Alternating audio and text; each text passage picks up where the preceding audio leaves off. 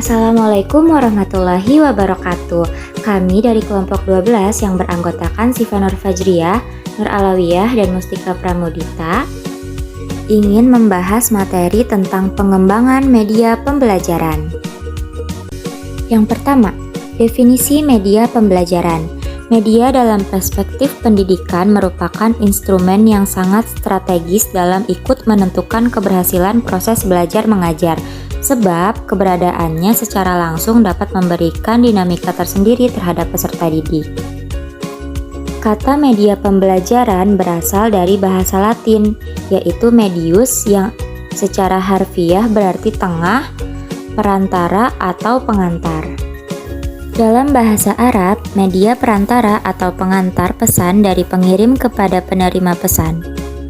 Gerlach dan Eli mengatakan bahwa media apabila dipahami secara garis besar adalah manusia, materi, atau kejadian yang membangun kondisi yang membuat siswa mampu memperoleh pengetahuan, keterampilan, atau sikap. Dalam pengertian ini, guru, buku teks, dan lingkungan sekolah merupakan media. Secara lebih khusus, pengertian media dalam proses belajar mengajar cenderung diartikan alat-alat grafis, fotografis, atau elektronis untuk menangkap, memproses, dan menyusun kembali informasi visual dan verbal. Jenis-jenis media pembelajaran. Secara lebih rinci, menurut Anderson 1997 mengelompokkan media berikut ini. Kelompok media pertama, audio. Contoh medianya pita audio, piringan audio, dan radio. Dan yang kedua ada media cetak, yang contoh medianya ada buku teks terprogram, buku pegangan, dan buku tugas. Dan yang ketiga ada media audio dan cetak. Contoh medianya ada buku latihan dilengkapi kaset dan gambar atau poster yang dilengkapi oleh audio. Dan yang keempat ada media proyek visual diam.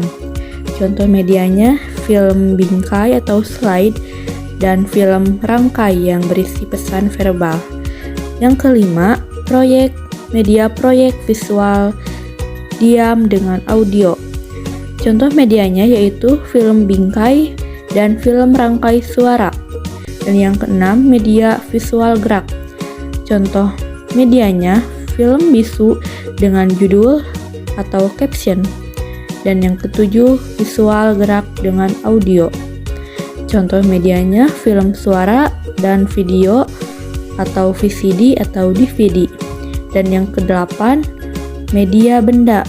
Contoh medianya benda nyata atau model tiruan. Dan yang kesembilan ada media komputer. Dan contoh medianya yaitu media berbasis komputer. Berdasarkan tentang pengelompokan media di tabel tersebut menunjukkan keberagaman media. Hal ini bernilai positif untuk memberikan pilihan secara selektif kepada guru untuk menggunakan media sesuai dengan tujuan pembelajaran, materi, dan kondisi psikologi siswa. Namun demikian, dari beberapa pengelompokan tersebut dapat kita simpulkan bahwa media terdiri atas yang pertama, media visual, yaitu media yang hanya dapat dilihat yang termasuk kelompok visual, seperti foto, gambar, poster, grafik, kartun, leaflet, booklet, torso, film bisu, model 3 dimensi seperti diorama, dan mock-up. Yang kedua, media audio adalah media yang hanya dapat didengar saja, seperti kaset audio, radio, MP3 player, dan iPod. Yang ketiga ada media audio visual, yaitu media yang dapat dilihat sekaligus dapat didengar, seperti film bersuara, video, televisi, sound, dan slide. Yang keempat ada multimedia, merupakan media yang dapat menyajikan unsur media secara lengkap, seperti suara, animasi, video, grafis, dan film. Multimedia sering diidentikan dengan komputer, internet, dan pembelajaran berbasis komputer atau CBE. Dan yang terakhir ada media realia, yaitu semua media nyata yang ada di lingkungan alam, baik digunakan dalam keadaan hidup maupun sudah diawetkan, seperti tumbuhan, batuan, binatang, insektarium, herbarium, air, sawah, dan sebagainya. Yang ketiga ada kriteria pemilihan media pembelajaran. Menurut Rifai, beberapa kriteria yang harus dipertimbangkan dalam memilih media pembelajaran adalah: yang pertama, tujuan penggunaan media; yang kedua, sasaran penggunaan media; dan yang ketiga, karakteristik media; dan yang keempat, ada alokasi waktu yang dimiliki; yang kelima, biaya yang diperlukan; dan yang keenam, ketersediaan media. Megawati mengemukakan 4 syarat yang harus dipertimbangkan dalam memilih media pembelajaran, yaitu yang pertama, rasional, yaitu masuk akal atau mampu difikirkan penggunanya. Yang kedua, ilmiah, yaitu sesuai dengan kaidah-kaidah ilmu pengetahuan. Yang ketiga, ekonomis, yaitu sesuai dengan kemampuan pembiayaan sehingga lebih hemat dan efisien. Yang keempat, praktis, yaitu dapat segera digunakan oleh penggunanya. Pendidik harus menyesuaikan jenis media pembelajaran dengan kondisi komponen pembelajaran lainnya. Beberapa komponen pembelajaran yang perlu diperhatikan sebelum memilih media pembelajaran antara lain adalah: A. Tujuan pembelajaran.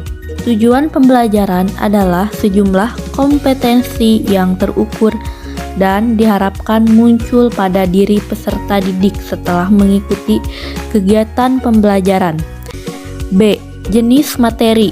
Jenis materi pelajaran dapat ditinjau dari jenis pengetahuan yang terkandung di dalam materi, misalnya pengetahuan fakta seperti terminologi, lokasi, dan fakta yang disajikan dengan media benda nyata, manipulatif, media teks, dan gambar diam.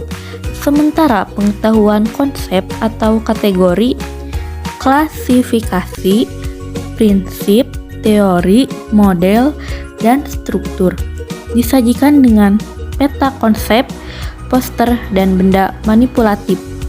Sedangkan media pengetahuan prosedural atau pengetahuan tentang cara melakukan sesuatu disajikan dengan media interaktif dan benda nyata, dan pengetahuan metakognitif atau kognisi dan kesadaran diri sendiri disajikan dengan media video.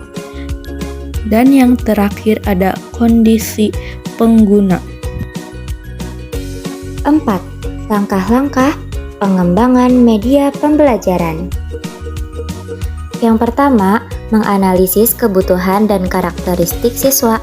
Kebutuhan dalam proses belajar mengajar adalah kesenjangan antara apa yang dimiliki siswa dengan apa yang diharapkan. Yang kedua, merumuskan tujuan pembelajaran instruksional, objektif dengan operasional dan khas. Yang ketiga, merumuskan butir-butir materi secara terperinci yang mendukung tercapainya tujuan. Yang keempat, mengembangkan instrumen pengukuran. Bentuk instrumen pengukurannya bisa dengan tes, pengamatan, penugasan, atau checklist perilaku. 5. Menulis naskah media. Naskah media adalah bentuk penyajian materi pembelajaran melalui media rancangan yang merupakan penjabaran dari pokok-pokok materi yang telah disusun secara baik. Dan yang terakhir, mengadakan tes atau uji coba dan revisi. Sekian dari kelompok kami. Wassalamualaikum warahmatullahi wabarakatuh.